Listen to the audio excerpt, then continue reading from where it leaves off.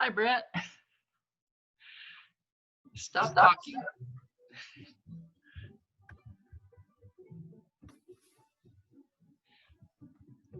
We're trying to figure out why we got here first.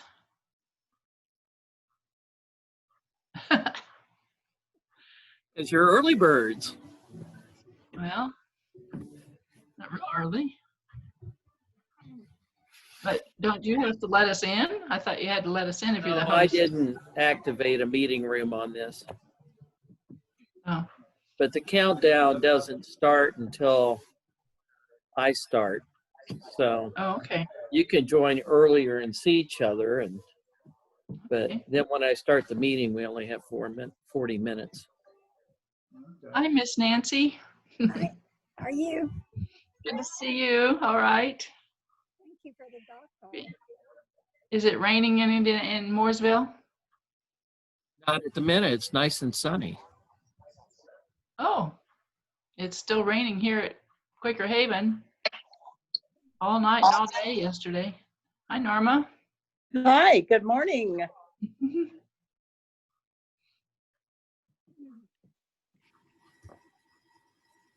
There's Sue again. Good morning. Good morning, Sue. Hi. Hello, everyone. Good to see you. So it's good to see everybody. Did your neighbor Bob Grosskreutz have a birthday this week? It looked like it on Facebook, I don't know. like maybe the 31st or something. Uh, Hi, Lynn. I look There. at Facebook about once every 2 months. You're a real addict, huh?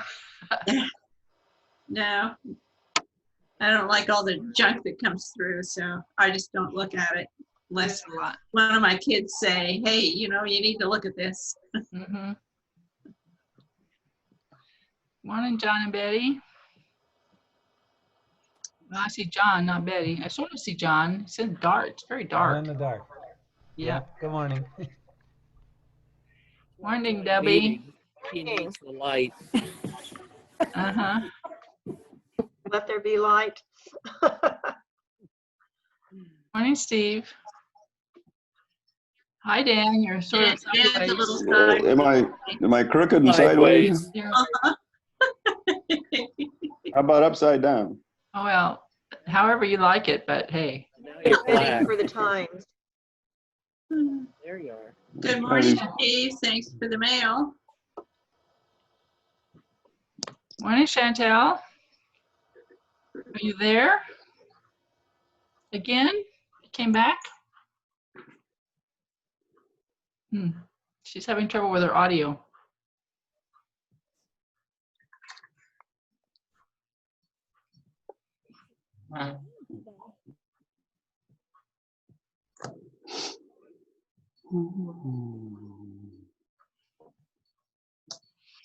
Sylvia, are you still in the mask business? I am. Do you need some more? Well, given the times that we're in, I literally have almost worn one of them out. Okay. I was going to make some more, so I've got plenty of stuff to do it with. Took almost 2 months to get an order of elastic that I ordered some time back. I Oh my had given up gosh. on it. I had given up, but it showed up the other day. So yeah, I can make some more. I'll let you know. Well, I would be a donator if you would. Okay. Morning, Chip.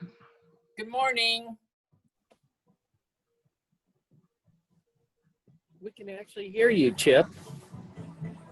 You can't hear me? We can. Oh, you can? Wow. You have a voice.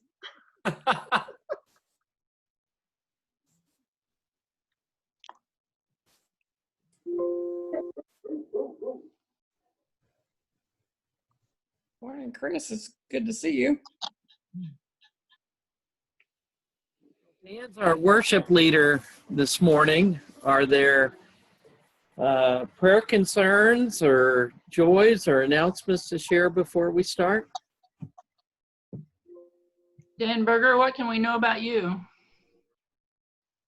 How Well, are it's in part, it's in part of my message this morning. There's Oh, details. I'll be testing Okay. tomorrow, and if it all goes well, start my stem cell transplant on the 19th. ah, I do feel well, but good.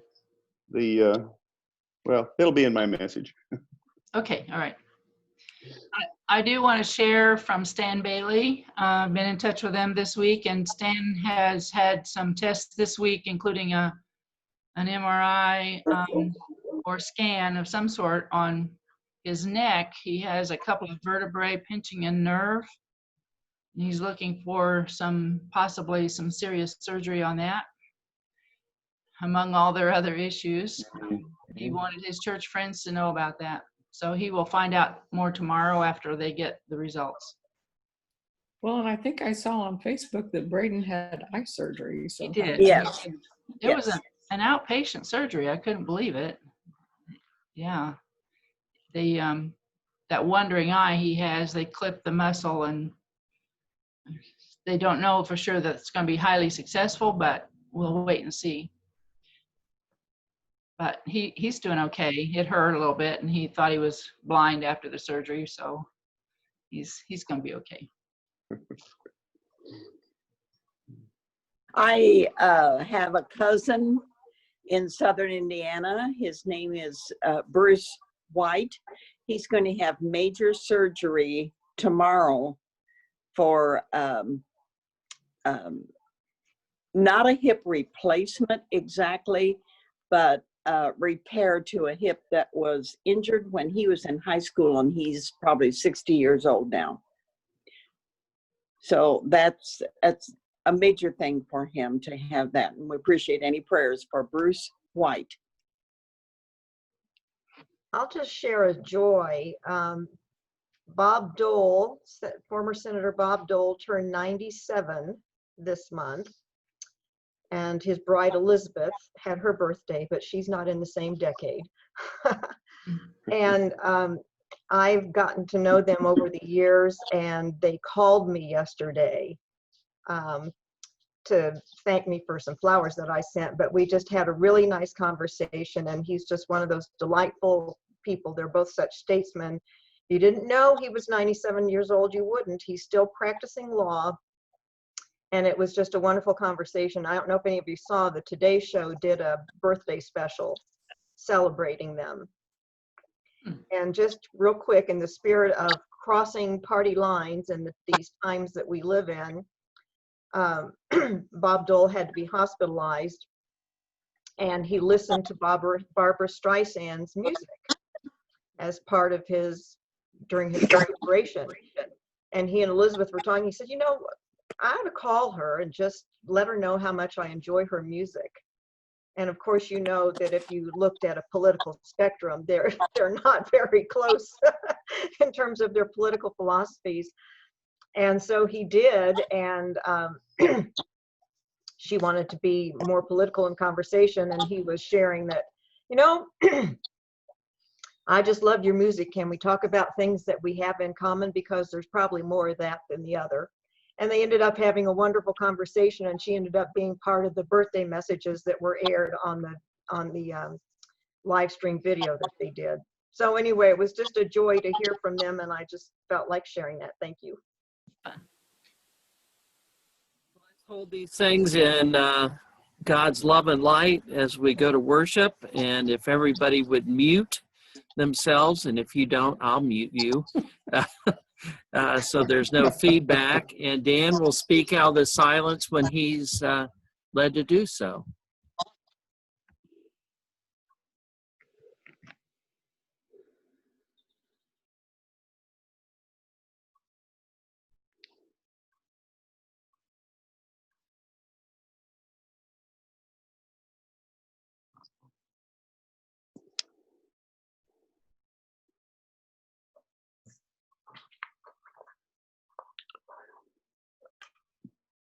Well, I was having a visit with the oncologist, Dr. Smith, last Thursday.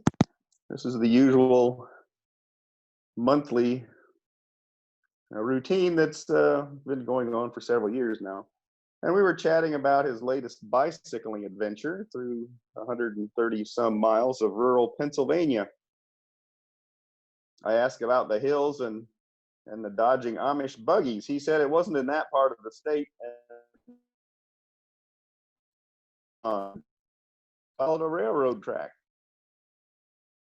As such, the grade wasn't more than about 1%, since the coal train locomotives in the era in which the tracks were laid couldn't take much more incline. He asked about teaching in the time of COVID-19 and how the garden was doing. We've been visiting for the past several years to deal with my multiple myeloma affliction. I feel as if there may be more genuine concern and thoughtful care if we socialize first. He hands me a printout of the numbers from the blood sampling and the testing from a week earlier. They're okay, he says, but you can see the kappa light chain number is near 750 and the ratio is less than 2. After about 7 years of this test routine and seeing these numbers, I know what this means. The myeloma is ramping up again. The chemotherapy chemistry has become ineffective. Then he says the PET scan matches the blood numbers. It shows several new lesions since May. If you're not familiar with multiple myeloma, it's a blood disease that the cells that are misformed start chewing away at the inside of my bones. That's what they call the lesions. And then his usual question, are you having any new pain? He listed the new lesion spots, and I couldn't say for sure that I had felt pain at any of them.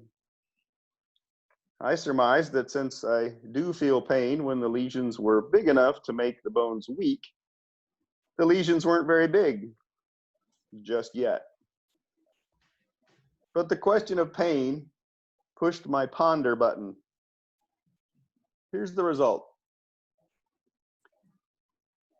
Pain is a short word with a big meaning. It's universal, yet unique. It's experienced by everyone, yet is manifested individually by varying tolerances of severity. Psychological pain and physical pain are the two biggies. They can be dissected into numerous subcategories, but collect all of the many ways of pain, and it comes down to something is wrong. Something is physically wrong. Something is battering your well-being wrong. The discomfort of pain comes in degrees. It can range from insect bites to bruises to step on a Lego in the dark, to migraines, to broken bones, to childbirth, to kidney stones. Psychological pain can range from slights and rejections. Yes, having to ask for a date with the babe in high school advanced biology class more than 3 times and still no yes was painful. Ranges to breakups, to divorce, and death of the dearly beloved. As with most of us, I think, I look for relief in all its forms, from pain in all its forms, and the comfort such relief brings. The soothing comfort of pain abating. Here's where my faith is fortified, because I know my Holy Spirits will bring me relief and comfort, or point me to them as they have done for me in the past. My concordance has few references to pain, but more to comfort. However, Strong's Concordance dissects the King James Version, and the Bible version I usually use is the Revised Standard. I pull the King James Version off the shelf, and it's one that was given to my father when he was 6 years old. I'm not sure what great-grandma Light was thinking when, I know my dad was a reader, but Old English at 6 may have been a stretch. However, there is comfort to know my father and his grandmother have both held this book and that it was meaningful by its survival. Here's some from Mark 10 in the King James Version. And they came to Jericho, and as he went out of Jericho with his disciples and a great number of people, blind Bartimaeus, the son of Timaeus, sat by the highway side begging. And when he heard it was Jesus of Nazareth, he began to cry out, Jesus, thou son of David, have mercy on me.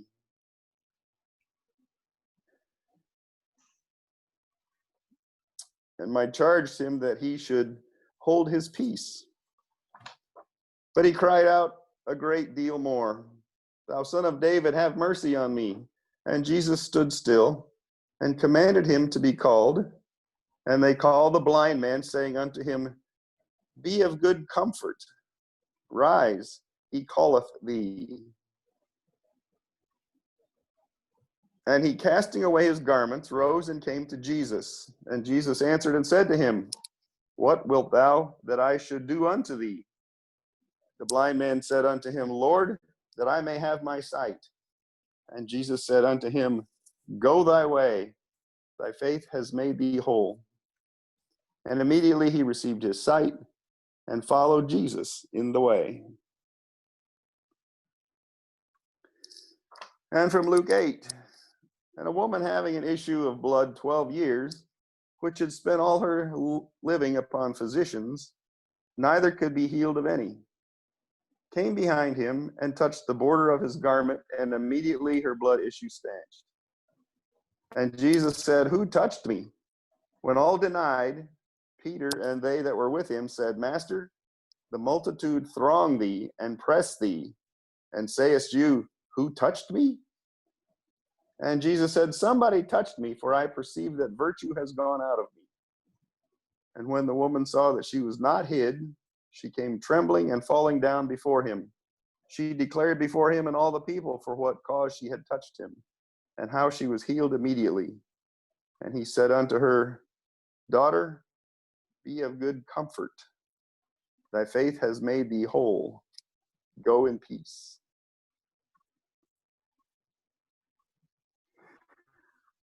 The continuance of my myeloma story, chapter 12, is that I will be submitting to a battery of pre-tests tomorrow. And at the, thank you, Mel Simon Cancer Center. If the results of all these are to be found acceptable, I will be admitted for my second stem cell transplant on August the 19th.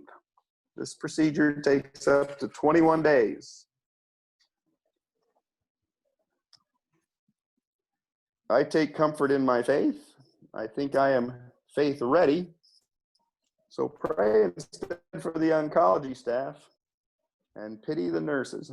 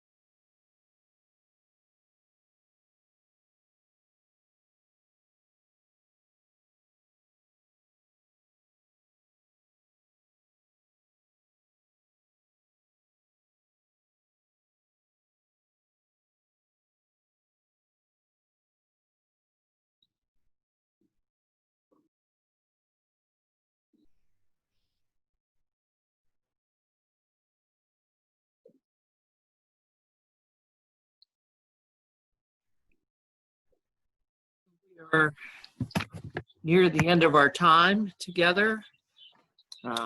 Is there anything anyone would like to share before we bid adieu until next week?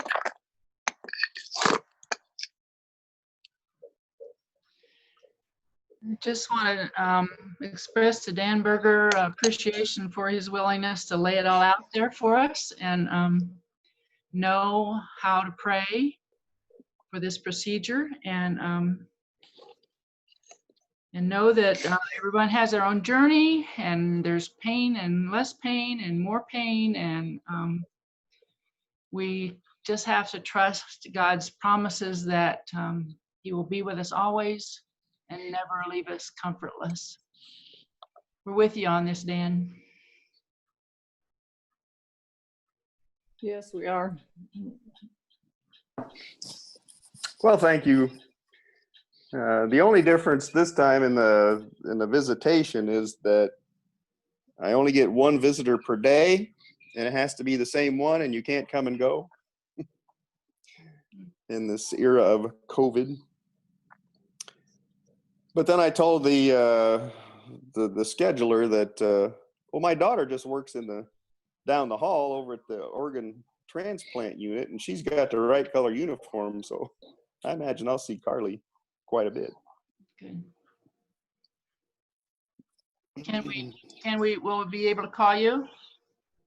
Oh yeah, and I asked him how the Wi-Fi was, and she says, well, nobody's complained, so I Okay. should be digitally connected. Connected. And likely to be in the hospital for 21 days or up to that.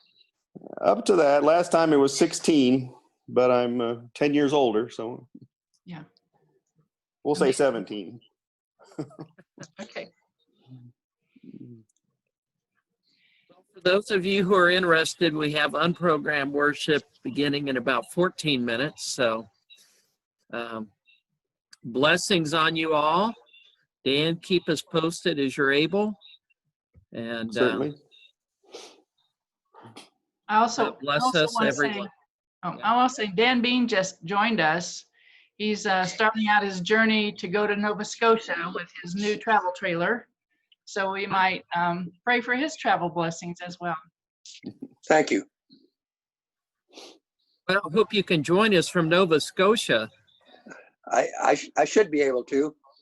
Maybe speak in a Canadian accent. Not yet. Hey. So I'm sitting here looking over the Mississippi River right now. Okay, good. Be well, everyone. Take care. Stay safe. Thank you.